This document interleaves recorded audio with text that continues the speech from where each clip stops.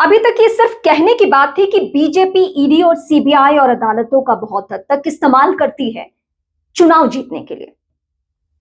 राजनीतिक षड्यंत्र रचे जाते हैं, राजनीतिक साजिश के तहत चुनाव जीते जाते हैं। ये बहुत हद तक साबित भी हो गया अरविंद केजरीवाल के मामले में। लेकिन इस पूरे प्रकरण को आप देखिए, शराब घोटाले में जिसमें सभी आरोपी बरी कर दिए गए हैं, चाहे अरविंद केजरीवाल हो, मनीष सिसोदिया हो, संजय सिंह हो, इसके अलावा सत्येंद्र जैन हो, इन सभी को जब बरी कर दिया गया, और भी जितने लोगों के नाम थे, 23 से ज्यादा नाम है, इन सभी को अगर आरोप मुक्त कर दिया गया है, तो जाहिर सी बात है कि बीजेपी एक राजनीतिक पार्टी है, वो यही करती हुई नजर आएगी। आप जहां जहां पे विपक्षी पार्टियों की सरकार है, वहां देखिए ईडी और सीबीआई का दखल कितना ज्यादा रहता है, कितनी सक्रियता रहती है। लेकिन जो जो लोग बीजेपी से जुड़ जाते हैं, उनके ऊपर कोई दाग नहीं, वो बेदाग हो जाते हैं। कई लोग तो जो बीजेपी के अंदर के लोग हैं, वो भी कहते हैं कि बीजेपी वॉशिंग मशीन है, जो आता है धुल जाता है, बेदाग हो जाता है। मैं तो कई सारे आपके सामने नाम गिरा देती हूँ। अगर मैं पश्चिम बंगाल, क्योंकि चुनावी प्रदेश है, तो मैं वहां पे फोकस करती हूँ। पश्चिम बंगाल में शुभेंदु अधिकारी, एक वक्त में कहा जाता था कि ममता बनर्जी पर जितने एलिगेशन लगे हैं, जितने भी भ्रष्टाचार के मामले हैं, उन सब में बहुत बड़ी भूमिका है शुभेंदु अधिकारी की। लेकिन जैसे ही वो बीजेपी के साथ आ जाते हैं, उनके सारे पाप धुल जाते हैं, उनके सारे दाग धुल जाते हैं। अब मैं जरा पूर्वोत्तर लिए चलती हूँ आपको। असम, जो बीजेपी में फिलहाल फायर ब्रांड नेता बने हुए, जो पूर्वोत्तर के योगी के तौर पर अपने आप को स्थापित करने की कोशिश करते हैं, हिमंता बिस्वा शर्मा, पुराने कांग्रेसी हैं, उनके ऊपर भी कई सारे भ्रष्टाचार के मामले, लेकिन वो भी जब से बीजेपी में गए हैं, कोई बात नहीं होती है। थोड़ा और आगे लिए चलती हूँ मैं आपको, महाराष्ट्र लिए चलती हूँ। महाराष्ट्र में अभी हालिया दिनों में अजीत पवार का निधन हुआ है। अजीत पवार को लेकर भ्रष्टाचार की एक से एक बड़ी कहानी, हजारों करोड़ घोटाले का जिक्र होता था, लेकिन वही अजीत पवार बीजेपी के साथ आते हैं और डेप्यूटी सीएम की कुर्सी पर विराजमान होते हैं और दूध के धुले भी होते हैं। अब इस पूरे प्रकरण में, मतलब अरविंद केजरीवाल के शराब घोटाले वाले प्रकरण से मुझे जो समझ में आ रहा है वो ये कि बीजेपी पे हम भरोसा करें या ना करें, वो तो एक राजनीतिक पार्टी है, लेकिन इस देश का नुकसान कैसे हो रहा है? इस देश का नुकसान ऐसे हो रहा है कि जितनी भी हमारी जांच एजेंसियां हैं, उन पे हम फिलहाल भरोसा नहीं कर सकते हैं।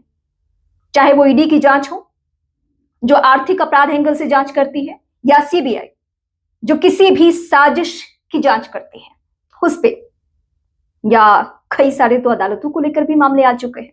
हालांकि इसमें मैं बहुत विस्तार से नहीं जाऊंगी, आप इशारों में मैंने कुछ कहा, आप समझ जाइए।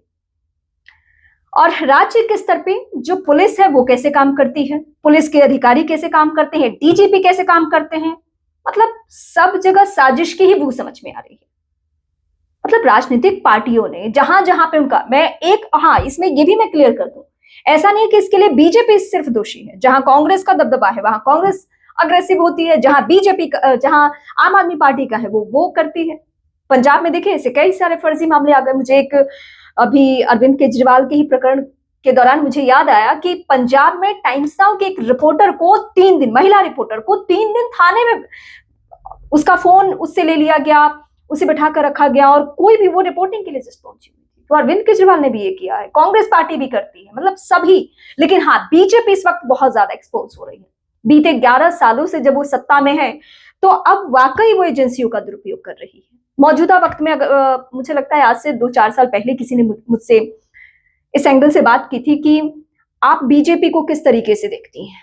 मैंने बस ये कहा कि बीजेपी जब से सत्ता में आई है, मैं इस देश के सर्वोच्च पदों पे बैठे हुए लोग या जितने भी ये संस्थान हैं हमारे देश के, उन सब पे भरोसा करना छोड़ती हूँ। चाहे वो सुप्रीम अदालत हो, ईडी हो, सीबीआई हो, कहीं ना कहीं जो भी इनकी कार्रवाइयां होती है उसमें साजिश की बू आती है।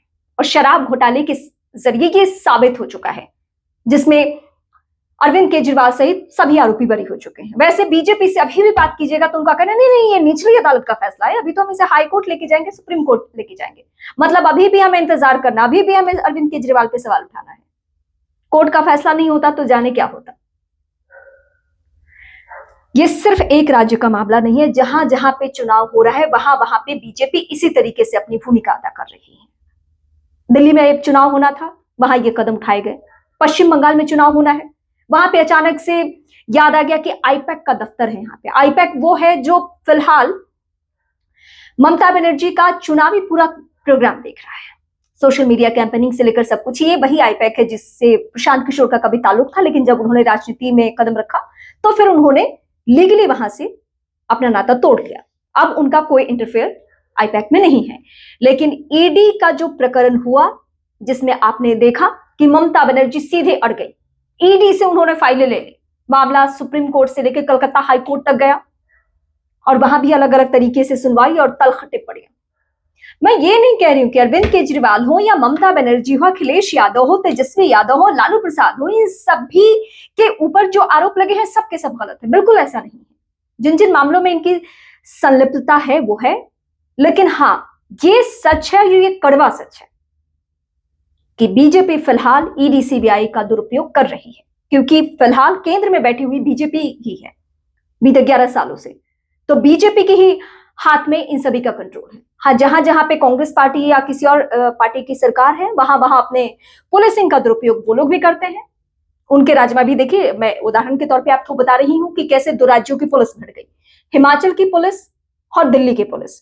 दिल्ली पुलिस कांग्रेस पार्टी के उन कार्यकर्ताओं को हिमाचल पकड़ने गई जो धरना प्रदर्शन कर रहे थे, जिन्होंने शर्टलेस प्रदर्शन किया एक समिट के दौरान, एआई समिट के दौरान, और वहां पे हिमाचल की पुलिस भिड़ गई। उन्होंने कहा हम ले जाने नहीं देंगे। उन्होंने दिल्ली पुलिस के ऊपर एफआईआर कर दिया, मामला फिर कोर्ट गया और उसके बाद वहां से तीनों जो भी कार्यकर्ता थे कांग्रेस पार्टी के, वो दिल्ली पुलिस लेकर आई। तो मेरा ये कहना है कि जो जो पावरफुल लोग हैं वो दुरुपयोग कर रहे हैं, अपने पावर का गलत इस्तेमाल कर रहे हैं। इसमें हम सभी लोगों को बहुत अलर्ट, बहुत चौकन्ना और सवाल पूछते रहना है, इसलिए ताकि हम सब कभी किसी दिन ऐसे मामलों में फंसे तो ये समझ में आए कि नहीं नहीं, आप इस बात को मान के चले कि नहीं, इसका कसूर नहीं होगा, इसे साजिशन भी फंसाया जा सकता है। अब अरविंद केजरीवाल जो दिल्ली देश की राजधानी के सीएम हैं, अगर उन्हें एक साजिश के तहत फंसाया जा सकता है तो आप सोचिए आम लोगों की इस देश में क्या औकात है। अब अभी पश्चिम बंगाल में चुनाव है, वहां देखिए क्या क्या होने जा रहा है। अभी तो एक सिर्फ ईडी का प्रकरण आपने देखा है। वैसे ममता बनर्जी को खूब जवाब देने आता है और इसीलिए लोग खुश होते हैं, कहते हैं कि मतलब कोई तो ऐसा मिला है जो इनकी टक्कर का है। लेकिन सब में हम सब का ज्यादा नुकसान है। इन राजनीतिक पार्टियों का क्या नुकसान है?